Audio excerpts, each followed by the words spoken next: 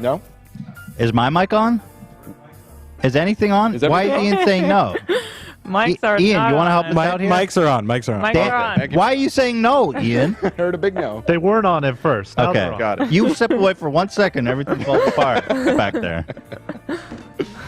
All right. So I'll kick us off. Ethan, thanks for letting us do this. It's pretty big of you to let your employees roast you, you know? It's a little intimidating, roasting your boss, you know. You don't want to go too far and have them hold it against you, but thankfully I don't have to worry about that because Ethan's got the memory of a brain-damaged goldfish. So this will all be forgotten by tomorrow, you know? We're good. But even if by the grace of God you somehow retain some of this by morning, I know you won't be mad because Ethan's a great guy, you know, and an even greater boss. It really upsets me when people talk shit about you.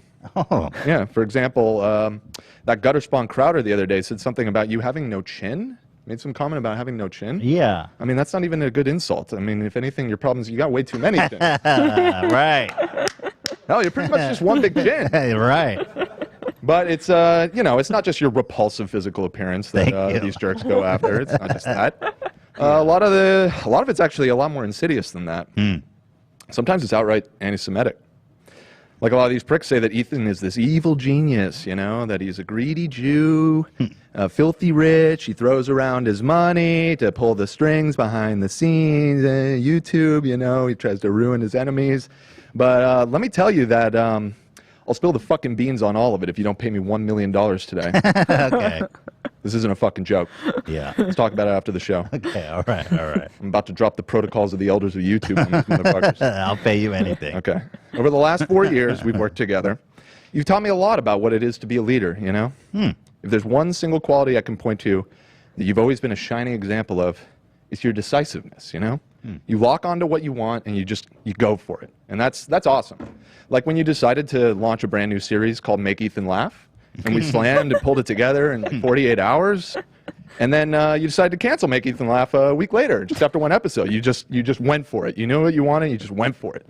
Or when you decided to move the podcast to your basement because of COVID, or when you decided to move the podcast back to the studio a month later, or when you decided to move it back to the basement again 2 weeks later, you know, you lock onto what you want, and we got to do it. Or when you wanted to radically change the content on the channel, start making H3 video kind of thing, and you know, and then the next day you delete the video and you take it down, and it's just like, you know, you decisively decided, you know, you hate it. You never hesitate. But that's the thing. Despite your many failings, you're dependable. You're a rock solid guy. Like how I can feel confident that I'll slather mayo on my bald head if you drop below 200 pounds. I know I can depend on you to never let that happen. Nah. So thank you. And you know what else I can depend on? Is you to deliver to me that money in cash by midnight tonight. Or I'm ending your fucking career, all right? Right. Fair enough. But what's best about working for you, Ethan, is you're smart enough to know when to listen to me. Like when I told you not to pay for a pay-per-view event. You know, you're smart enough to take my advice. But moreover, you're also smart enough to know when not to listen to me. Like when I said frenemies would probably end in a giant train wreck, and, well, it doesn't really matter what happened with that. No. Right. Yeah. You know, in closing, I just want to say that I would love to see Ethan try and survive in the current landscape today. Like the content he was making before would never fly on YouTube today. And you know, you have to adapt. You have to overcome to the fact that like you can't even curse now. Like I don't even know, dude. Love you, Ethan. Happy birthday. And I'll take the money in our Mark 20s. All right, you got it. Much. Thank you, Dan. Wow. That was great. That was We got a little awesome. stand-up comedian over here.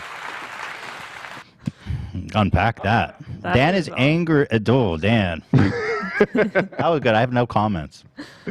All right, so the rest of the crew will roast you in a little bit, but why don't we move on to some of our videos? Can you move the